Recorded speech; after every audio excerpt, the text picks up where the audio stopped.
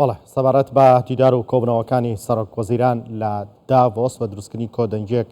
لە بەرامبەر ئێران لە بەرامبەرەوە هێرشیکردی سەرهەولێری پایتەختی هەرێمی کوردستان گفتوگۆکەم لەگەڵ بەڕێزان هەریەکە لە ڕێبوار باوکەی پسپۆڕی پەیوەندیە نێودەوڵەتیەکان لە ستۆدیۆ میوانمە هەروەها بەڕێز دکتۆر دلاوە ڕاژگەی نوێنەری حکوومەتی هەرێمی کوردستان لە ئەوروپا لە بڕۆکسلۆ لەگەڵماندایە.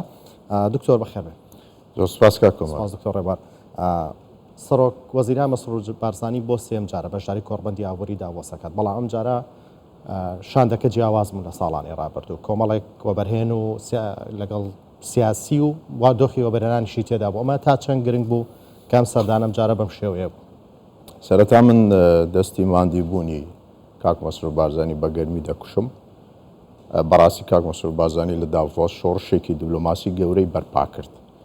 بۆ ئەوەی کە بتوانێت لە پاڵپشتی کۆمەڵگەی نێودەوڵەتی لە دژی ئەو دەست درێژیانەی ئێران کە بۆ سەر هەولێر ئەنجامی دابوو بەرپایکە دروستیکە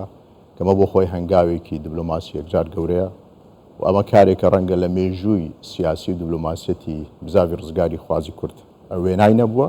و دەکرێت ببێتە یەکێک لە وێزگە سیاسی و دیبلۆماسیەکان لە مێژووی بزاوی ڕزگاری خوازی کورد. و کاک مەسرور بارزانی توانی لە داڤۆس زۆرترین دیداری دیبلۆماسی و سیاسی ئەنجام بدە و دەکرێت بڵێن ڕیکۆردێکی جیهانی لە مەنەساتی دیبلۆماسی وەکو داڤۆس ئەنجامی داوە و ئەو دیدار و کۆبووناوانە بەشێکی پەیوەست بۆ بە سەرۆکی وڵاتانی بینیوە، سەرۆک وەزیرانی بینیوە، وەزیرەکانی بینەوە، جگە لەوەشکە بەرپرسانی دامەزراوە نێودەوڵەتەکانی بینەوە. لەوەیە کۆمەڵێک تەوەر باس کراوە وێڕای ئەوە قسەکردن لەسەر پتەوکردنی پەیوەندیەکان و ئەوانە لە ڕووی ئابوووریەوە لە بەڵام قسەی سەرەکی یا تەوەری سەرەکی کە گفتگۆی لەسەر کراوە بریتی بووە لەو دەست درێژانەی ئێران بۆ سەر قاچ هەرێمی کوردستان بۆ سەر هەولێری پایتەختی هەرێمی کوردستان و میتۆدی کاک مەسرور بارزانی لە کای دیبلۆماسی کاک کۆمار خۆی لە سێ بنەمای سەرەکی دەمێنێتەوە. یەک ئەوەیە کە کاک مەسرور بارزانی پەیامێکی ڕوون بێ دوو دڵی دەگەێنێتە لایەنی بەرامبەر. دوو کاک مەسرور بارزانی توانای قەناعەت پێکردن و باوەڕ پێکردنی لایەنی بەرامبەر هەیە. سێ ئەو دیدار و کۆبوونەوانە دەرەنجامی باشی هەیە. یەکێک لە دەرەنجامەکان کاک کۆمار ئەوەیە کە دەنگۆی ئەوەی کە ئەو هێرشانەی ئێران پاڵپشتی کۆمەڵگەی نێودەوڵەتی پاڵپشتێکی گەورەیە و ئەمە ڕەنگە بە پێچەوانەی ئەو پێشبینیانەی کۆماری ئیسلامی ئێران بەرامبەر بە هەولێر هەیبوو بشکێتەوە. ئەمە بۆ خۆی دەستکەوتێکی دیبلۆماسی گەورەیە. حەقا هیچ کاتێک ئەمە ئەم قۆناغە لەبیر نەکەن و ئەو هێزگە سیاسی لە مێژووی دیبلۆماسیەت هەرێمی کوردستان بچێتەوە. دکتۆر ئەگەر سەرێکی ڕابردوو بکەینەوە چ بە درۆن چ بە موشک پێشتر زۆر هێرشمان کراوەتە سەر بەتایبەت ئەگەر زۆر دوور نەڕین ساڵێ لەمەوبەر ماڵێکی لە سەرمایه‌دارەکانی دیکە کرایە ئامانج. ئەگەر دیبلۆماسیەتی باڵای سەرۆک وەزیران نەبووە، ئەم دیدار و کۆبنەوانەی لە داڤۆس نەبووایە، ئەم دەنگدانەوەی ئێستا دروستە بوو، ئەم ڕایگشتیە لە بەرامبەر ئێران دروستە بوو، چکە پێشتر ئەم ڕایگشتیەمان نابینی. بەگومان کاک مەسرور بارزانی توانی لە ڕێگەی ئەم دیدارانە لە مەنەسەیەکی دیبلۆماسی ئاوا لە پلاتفۆرمێکی دیبلۆماسی ئاوا کە پێی دەڵێن داڤۆس توانی بە شێوەی جۆراوجۆر بە زمانێکی دیبلۆماسی سەردەم و بە توانا و ئیمکانیاتی معرفی دیبلۆماسی توانی پەیامی مەزلومیەتی گەلی کوردستان بگەێنێتە کۆمەڵگەی نێودەوڵەتی لە ڕێی ئەو کەناڵە دیبلۆماسیانەوە. کاک کۆمار کاک مەسرور بارزانی دیداری وەزیری دەرەوەی ئێرانی بۆچی ڕەت کردەوە؟ بۆ دوو هۆکار بوو. یەک لەو هۆکارانەوە بوو کە کاک مەسرور بارزانی نەیویست بۆ سازش لەسەر سیادەی هەرێمی کوردستان بکە و بۆ پاراستنی سیادەی هەرێمی کوردستان پێویست بوو ئەم دیدارە ئەنجام نەدرێت. دوو بۆ پاراستنی خوێنی ئەو کەسانە بوو کە بوونە قوربانی خەڵکی سڤیل و ئەمە پەیامێکیشە ئەم ڕەتکردنەوەی ئەم دیدارە پەیامێکیشە بۆ ئەو خەڵکی کە لە ڕابردوویان وێت سەرکردایەتی کورد خۆی بەکەم ئەزانێت بەرامبەر بە هێز و لایەنەکانیان بەرامبەر بە وڵاتان. نەخێر سەرکردایەتی کورد کە خۆی لە جەناوی سەرۆک بارزانیە بێنێتەوە و ئەمڕۆ کاک مەسرور بارزانی سەرمەشقی ئەم سیاسەت و دیبلۆماسیەتە بە هیچ شێوەیە قابلی قبول نییە، یان پێی قبول نییە، پێی ڕەوا نییە کە کەسێک تعدای لە وڵاتەکەی کردبێ دیداری دیبلۆماسی و سیاسیشی لەگەڵی ئەنجام بدە. بۆیە مەسەلەی پاشکۆیەت تەبعیەت کە ئێران یەکێک لە ئامانجەکانی لەو هێرشە ئەوە بوو کە هەرێمی کوردستان بە تایبەتی هەولێر بکا بە پاشکۆی سیاسەتی خۆی. ئەم پاشکۆیە لە منهجیەت و لە میتۆدی بارزان و ماڵی بارزان و جەنابی سەرۆک و کاک مەسرور بارزانیدا نییە. ئەوەی کە هەیە ئێمە وەکو هەرێمی کوردستان وەکو سەرکردایەتی کورد ئەمانەوێت بەرژەوەندیەکانی گەلی خۆمان بپارێزن و باشترین پەیوەندی و تێکەڵی دیبلۆماسی و سیاسیشمان لەگەڵ وڵاتان هەبێ. بەڵێ بەڕێز دکتۆر دلاوەر دێمە لای بەڕێستان لە ماوەکانی چەند ڕۆژی ڕابردووە سەرۆک وەزیران مەسرور بارزانی نزیکەی 45 دیدار و کۆبوونەوەی هەبووە کە بەشێکی زۆری دیدار و کۆبوونەوەکان لەگەڵ کەسانی باڵا بووە وەک ئیمانوئێل ماکرۆن سەرۆکی فەڕەنسا ئەنتۆنیۆ گۆتێرێز سکرتێری گشتی نەتۆ یەکگرتووەکان ئەنتۆنی بلینکن وەزیری دەرۆی ئەمریکا ڕاوێژکاری ئاسایشی نیشتیمانی ئەمریکا لەگەڵ جەیک سولیڤان هەروەها لەگەڵ ژمارەك لە بەرپرسانی دیکەی ئەوروپی وڵاتانی کەندا و ئەم دیدار و کۆبوونەوەانە تا چەند کاریگەریان هەبوو لەسەر دروستبوونی ئەو ڕاگشتیە لە جیهاندا بەرامبەر بە دەستدرێژیەکانی ئێران بۆ سەر هەرێمی کوردستان و بەگشتی لە ئەوروپا چۆن باس لە کاردانەوەکان کرا لە بەرامبەر ئێرانە. سلااو ڕێز بۆ هەموو بینەرانی خۆشەویست سلااو ڕێزم بۆ جەناب تو بۆ میوانی بەڕێز کاک دکتۆر ڕێبوار. بەڵێ خۆی خۆتان دەزانن لە دیپلۆماسەتی نوێ بەشێک کە پێ دەگوترێت دیپلۆماسەتی هەمەلایەنە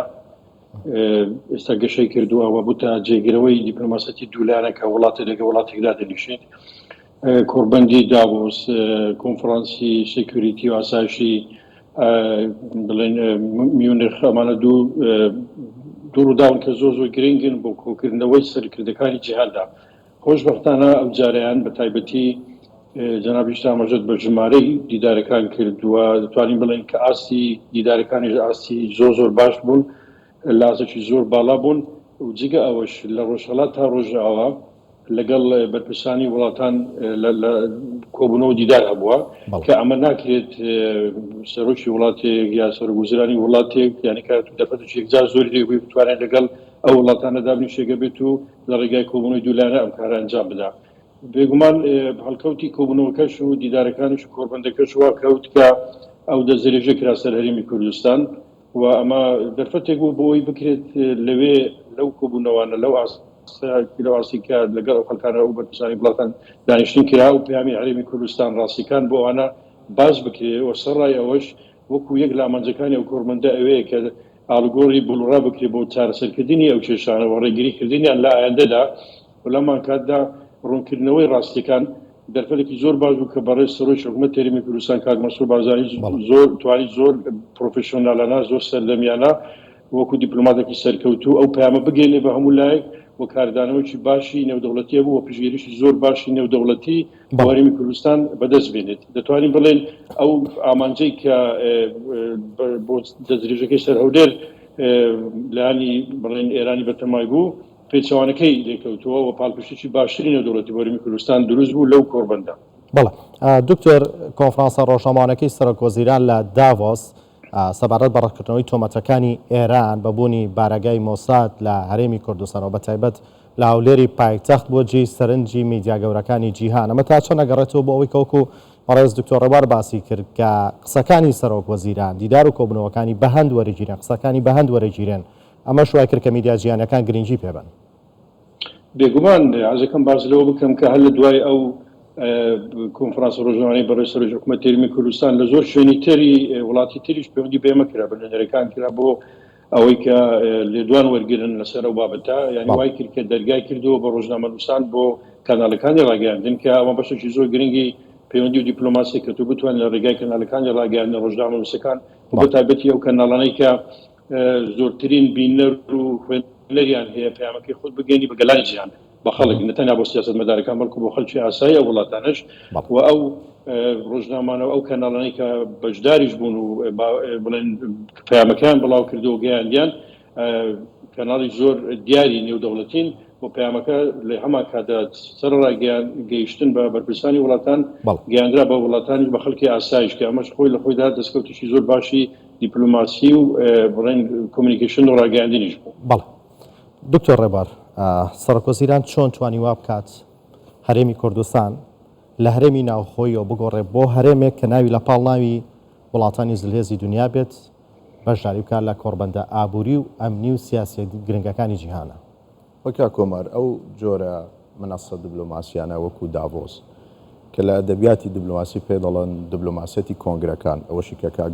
دکتۆر دلاوەرش ئاماژەی پێکرد دیبلۆماسەتی هەمەلانە کاریگەری دروستکردنی ڕووداوە دیبلۆماسیەکانی مەسترە لە دیبلۆماسیەتی دوولایەنە بەڵام ئەوەی کە لە خودی ڕووداوەکە گرنگترەواتە لە خودی پلتفۆرمەکە یان کۆنگرەکە یان کۆربەندەکە ئەوەیە کاراکتەرەکانە کاراکتەرێکی وەکو کاک مەسرور بارزانی کە خاوەن کاریزمایەکی سیاسی و خاوەن بیر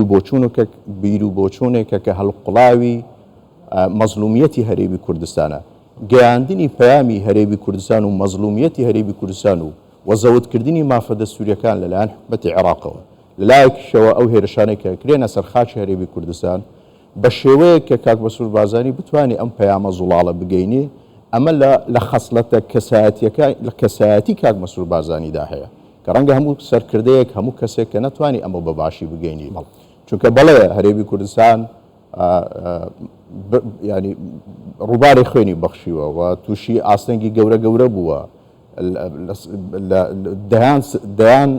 ساڵە تاوەکو ئێستا بەڵام ئەوەی کە بتوانێت ئەو پەیامە بە زوڵالی بگەینەوە بتوانانی کاریگەری بکاتە سەلانی بەرامبەر و جۆرێک لە پاڵپشتی دروستکە ئەم کاروانە دیبلۆماسی سەرۆکی حکوومەتی هەرێمی کوردستان لەوەوە دەرەنجامەکەی لەوەوە سەرچاوی گرتووە کە جۆرێک لە کۆدەنگی نێودەوڵەتی پەیدا بووە بۆ بەرپەشدانەوەی ئەم هێرشەی کە ئێران کردوێتە سەر